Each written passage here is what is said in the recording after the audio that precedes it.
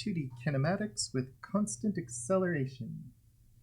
There are two different ways we can think about this. One is to do everything in pure vector form. If we're doing that, the kinematic equations work pretty much the same way they did before. We'd be integrating vector equations. You would end up getting that equation 1 looks like the velocity final. It's equal to the velocity initial plus the acceleration times the time. The second one will continue to look kind of the same. Change in position, velocity initial plus times time, plus 1/2 the acceleration vector times time squared. And continuing on from there, we have the velocity final times time minus 1/2 the acceleration vector t squared. For the change in position, the displacement would be 1/2 final velocity plus initial velocity times time. The fifth one is special. Notice the prior four, it's always either just a vector or a vector plus a vector or a vector times a scalar plus another vector. There's no really complicated math going on here. This last one is the magnitude of the final velocity squared minus the magnitude of the initial velocity squared, equal to 2 times the acceleration vector dot product with the displacement vector.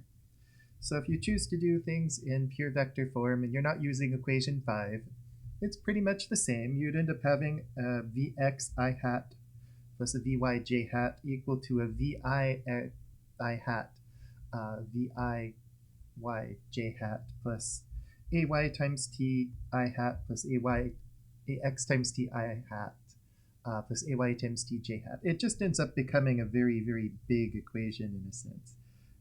Vx I hat, Vy j hat, Vix I hat, Viy. Actually, let me group this together a bit better.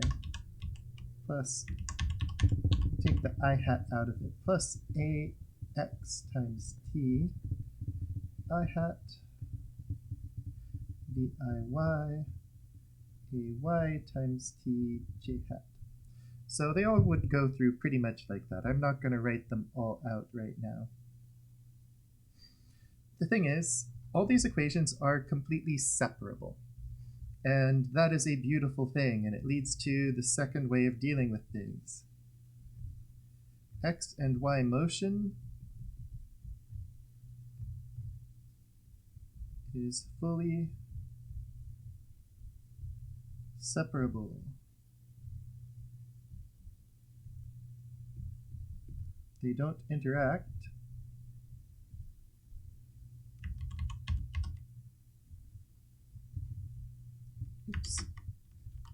Except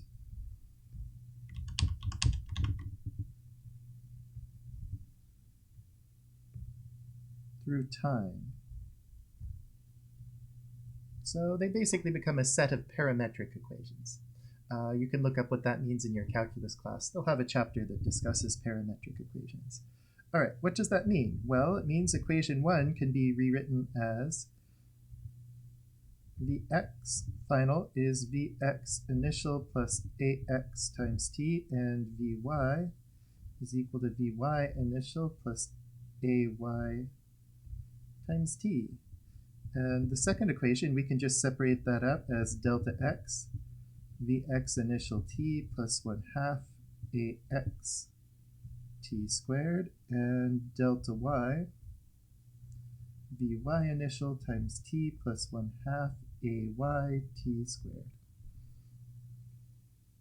And they pretty much continue all the way through like this, 3, 4, and 5. I'll write all of them out in this case.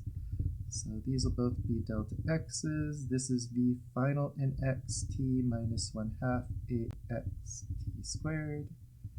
Delta y, V final in y times t, minus 1/2 Ay t squared. 1/2 and t vx plus vx initial, redo that, delta y 1/2 v final y plus v initial y. Alright, the last one, I mean, this one's weird to separate out, but if you check the rules for what's happening up at the top, this should work out just fine. You can basically look at the final speed in x squared minus the initial speed in x squared, and it should be equal to 2 times the acceleration x times delta x, and delta y should be 1/2. Oops, I'm copying from above. My bad. Vy final squared minus vy initial squared, 2ay delta y. If we look at what happens with the dot product up here, this technically becomes vx squared plus vy squared minus vx initial squared plus vy initial squared, and it'll be times 2 equal to, the dot product will give us ax delta x plus ay delta y, so they are all consistent with each other. Alright, so we've basically doubled the number of equations we have to deal with by going to a higher order dimension. Well, sort of. Instead of having a total of 10 things we're thinking about, the time is common to both, so equation 5 maybe doesn't give us as much information as we might like. But still, it does get more complicated as you go to higher order dimensions, but we do tend to get things that will simplify it down. Of course, you notice as long as it's constant acceleration, it is still the same set of 5 equations. They're either in vector form, which looks something like that, or they're separated out and paired up, one for the x dimension, one for the y dimension. So really, you've learned everything you need about this mostly from the 1D motion section. Once you know the equations for 1D motion, just keep using those, recycling those, separate the x and the y, and keep using them. You don't need to do anything particularly special. We're going to find pretty much the same thing happens with non-constant acceleration. You'd still have to think about integrals and derivatives to get what you want. And we'll be talking about that next, before we talk about problem-solving methodology with 2 dimensions and some specific examples through projectile motion. All right, that's all I want to say about equations for 2D motion with constant acceleration for now, so we'll stop here, and we'll talk about what happens if it's not constant acceleration.